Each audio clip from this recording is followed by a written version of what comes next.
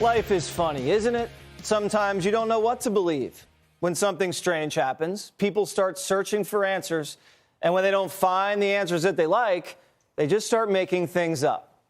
That's how we end up with conspiracy theories. And I'm sure you've heard plenty of them. Bigfoot, who I kind of believe in, but need to see better quality video. Did the moon landing really happen in 1969, or was it faked? That's crazy. Loch Ness Monster. I yelled, I said, "What do you want from us, monster?" And the monster bent down and said, "I need about $350." That body of water, too small. And don't even get me started on the Martians. I'm open to believing in them. I just want to see some proof. Besides James Carville, of course. We are just looking for the truth. Much as you try to bury it, the truth is out there. Conspiracy theories can be fun, they can be crazy, but sometimes they can be true. Many times, conspiracy theories are just things the media might lose a lot of money over. What starts as a crazy idea actually isn't that crazy at all. Like, what's going on with Joe Biden and the cartels? I'm not saying Joe Biden's actively colluding with the cartels, although there's more evidence of this than there was of Trump colluding with Russia. But just look at his policies and who benefits. And as always, follow the money. Because it certainly seems like both the cartels and the Democratic Party are mutually benefiting from what's unfolding along the border. And so are the Chinese. Since Joe Biden took over, nearly 2 million migrants have been caught crossing into the country. More than half have stayed, and hundreds of thousands more we just missed. This was by design. Biden invited them during the campaign. I would, in fact, make sure that we immediately surge to the border. All those people are seeking asylum. They deserve to be heard. And that was only the start. Biden just deconstructed Trump's border policies because of pride, little vanity, and fear mostly. Fear that the far left would revolt against him. Who's actually benefiting from these open border policies? Well, that would be the cartels. Drug and human trafficking are fattening the bank accounts of Mexico's most dangerous syndicates. Last year, Kansas Senator Roger Marshall estimated that cartels are charging Central American families anywhere between $3 and $9 grand to get people into the U.S. With over 2 million people crossing last year at a rate of about 9 G's a person, you can see why the cartels have gotten into the business of human smuggling. And with agents tied up playing babysitter or bus driver or whatever, drugs are just flooding in at a nasty clip, bringing in another 19 to 20 billion for the cartels. Cocaine, heroin, and fentanyl killed over 100,000 Americans last year.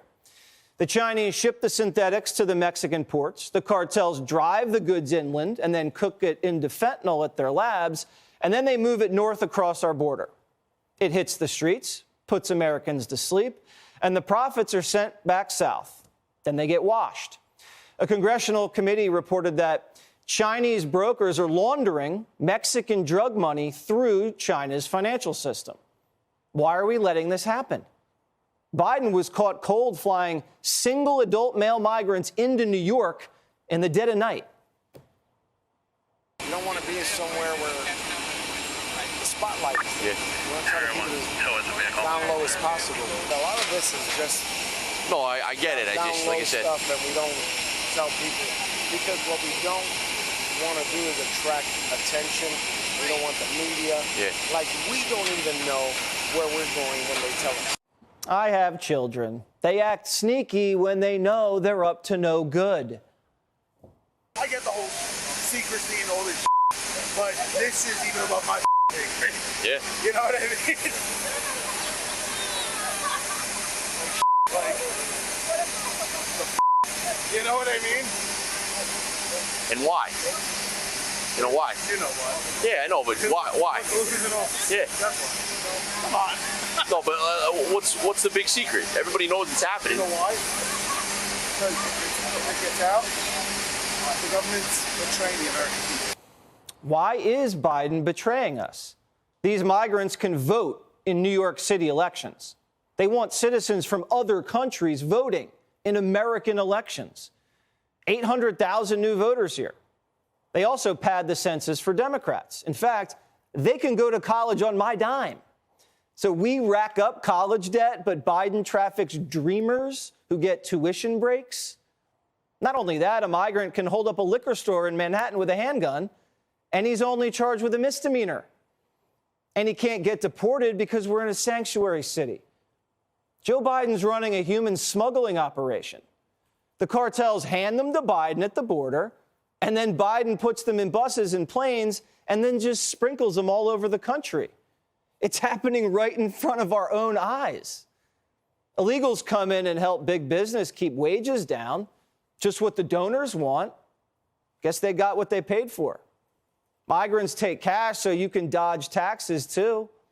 And then they wire the money back south so other families can pay cartel coyotes, and boom, another caravan.